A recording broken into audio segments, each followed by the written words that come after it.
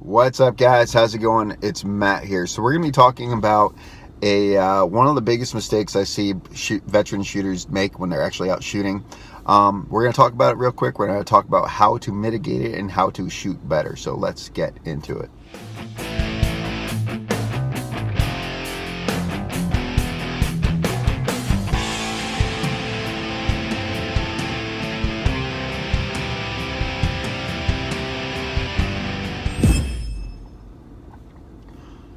After you've been shooting a firearm for a long time, you start developing bad habits. All right, if you haven't gotten any specific training, you do usually get some bad habits. Even if you've gotten specific training and there's been a gap between your actual training and when you go shooting, there's going to be some mistakes that you've created along the way, and they're bad habits that you created.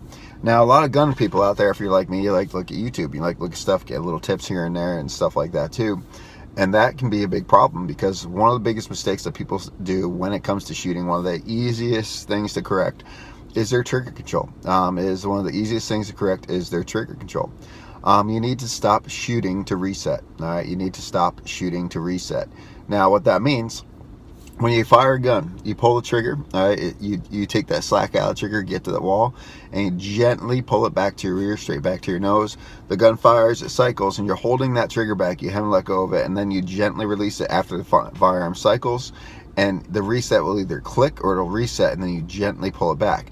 Now, that is how you do proper trigger control. But the problem is people start getting to the habit of specifically shooting to that reset instead of shooting to the reset of the sights. Okay, they shoot to the trigger reset, not the reset of the sights. So that means is they're out there shooting, they pull the trigger, bang, bang, and they pull it very quickly because it resets, and they're not fully focused on the front sights, and they don't have a proper sight alignment and like sight picture lined up.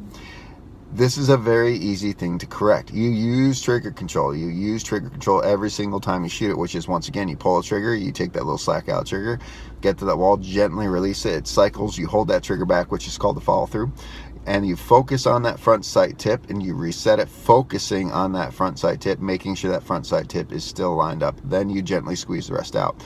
At no time have I ever taken my finger off that trigger. You do not take your finger off that trigger whatsoever. You have constant pressure on that trigger. You pull it, it shoots, it resets, and your finger stays onto it. Don't jump off and come back on.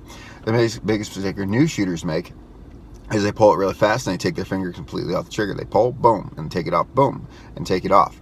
The biggest mistake the veteran shooters use is they learn that reset method, so they pull it there, and then once they get to that wall, this is the other mistake that they make, is they'll pull it just like this. I'll say there's two mistakes they make. They pull it, they get that slack out, all right, and once they get to that break, I know this because this is a bad habit I developed, and I learned 6 Hour Academy. They fixed it for me. Once you get to that wall, you gently squeeze it rest. You don't get to the wall, then crank it, all right? If you get to that wall, then crank it, because you took that slack out trigger, you're still going to be jerking that round, and you're going to be setting that, if you're right-handed, low and to the left, if you're left-handed, low and to the right.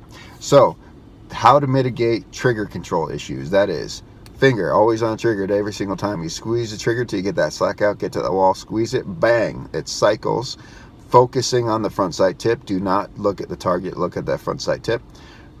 Come off that trigger till it resets, focusing on the front sight tip. Don't just wait for it to click and then pull it again.